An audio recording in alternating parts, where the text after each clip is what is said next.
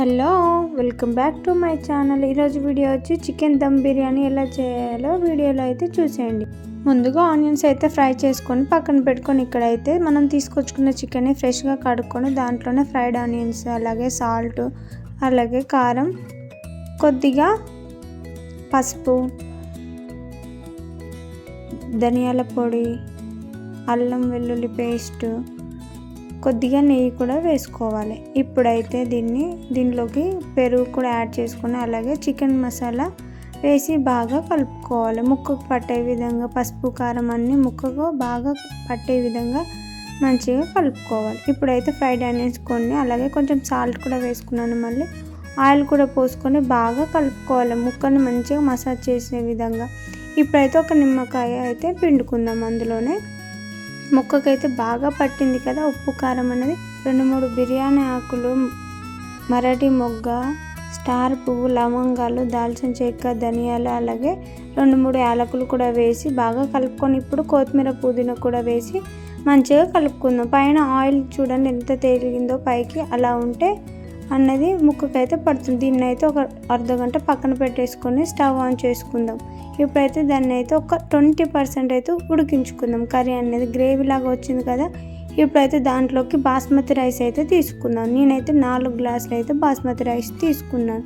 ఇప్పుడు దాన్ని అయితే కడుక్కొని ఒక 40 మినిట్స్ అలా నానబెట్టుకున్నాను, ఎందుకంటే బిర్యానీ మంచిగా పుల్లగా రావడానికి. ఇప్పుడైతే ఇంకో గిన్నె పెట్టుకొని దాంట్లో నెయ్యి, నూనె 2 వేసుకొని, ఇవి బగారా సామాన్ మొత్తం అందులోనే వేసి కొంచెం అల్లం కూడా వేసి ఫ్రై చేసుకొని, ఇదైతే కర్రీ అయితే రెడీ అవుతుంది కదా. దీంట్లోనే కొంచెం కస్తూరి మేతి కూడా వేస్తే చాలా బాగుంటుంది ఫ్లేవర్. మీ దగ్గర ఉంటే వేసేయండి. ఇందులోని కూడా కొంచెం కస్తూరి వేసి ఇక్కడ సాఫ్రాన్ వాటర్ అయితే రెడీ చేసుకొని పక్కన పెట్టుకున్నాను. ఈ పోపులో కొంచెం కొత్తిమీర పుదీనా వేసి కలుపుకున్నాక కొంచెం సాల్ట్ కూడా వేసుకున్నాను. ఇందులోనే కొంచెం మనం రైస్ తగ్గట్టుగా వాటర్ అయితే పోసుకుంటాను. నేనైతే 4 గ్లాసుల రైస్ పోసాను కాబట్టి 8 గ్లాసుల వాటర్ అయితే పోసుకొని బాగా మరిగించుకొని, ఇందులోనే మనం వాష్ చేసి పెట్టుకున్న రైస్ కూడా యాడ్ చేసుకోవాలి. ఇవైతే యాడ్ చేసుకున్నాక ఒకసారి బాగా కలుపుకొని దీన్ని అయితే ఉడికించుకున్నాం. ఇది ఒక 70% అలా కుకింగ్ అయిపోయినాక రైస్ అయితే ఉడికింది కదా, స్టవ్ ఆఫ్ చేసుకొని ఇప్పుడైతే కర్రీ మీదకి రైస్ని షిఫ్ట్ చేసుకుందాం. చిల్లుల గంట ఉంది కదా, దాంతో అయితే రైస్ని షిఫ్ట్ చేసుకుందాం. ముందుగా కొత్తిమీర పుదీనా వేసి రైస్ని అయితే సమానంగా వేసుకోవాలి. దీంట్లోకి కొన్ని ఫ్రైడ్ ఆనియన్స్, అలాగే కొత్తిమీర పుదీనా మళ్ళీ వేసుకొని ఇలా లేయర్గా రైస్ని అయితే వేస్తూ, కొత్తిమీర పుదీనా, ఫ్రైడ్ ఆనియన్స్ అలాగనే వేస్తూ మొత్తం అయిపోయినాక ఇందులోని సాఫ్రాన్ వాటర్ కొంచెం, ఆ పైనుంచి కొంచెం నెయ్యి కూడా వేసుకుంటే చాలా బాగుంటుంది. ఒక్కసారి అయితే మీరు కూడా ట్రై చేయండి.